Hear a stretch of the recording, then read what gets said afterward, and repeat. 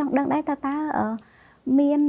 phiệp khóc kia bạn nào đấy tẹt tôn thần nâng ca bị đam lái môn về đại miền water miền bảo SDF ca nghe tầng on nâng dân thời ca bùng rừng sầm mặt phiệp mê chiêng rồi có bọc lắc trong môn tự phượt được luôn này nơi về đại miền chủng nuôi bị hàng SDF khơi ta bị trong môn toán miền phiệp nghi sưu chiêng môn được nông cầm rật nào đấy chả bởi dừng vậy bị trong môn toán cứ như miền phiệp nghi sưu rồi có miền phiệp thu xa chả nông ca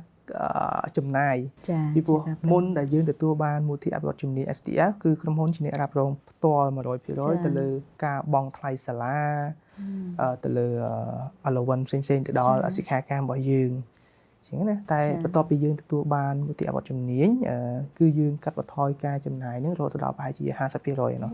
អញ្ចឹងវាធ្វើឲ្យក្រុមហ៊ុនហ្នឹងយើងមានកម្លាំងចិត្តឬក៏យើងនឹងអាចបន្តសកម្មភាពនៃការបដិបត្តិជំនាញហ្នឹងបានច្រើនជាងមុនខ្ញុំសូមអរគុណខ្លាំងមែនទែនទៅដល់មូលនិធិអវត្តជំនាញ SDF ដែលគាត់តែងតែជួយ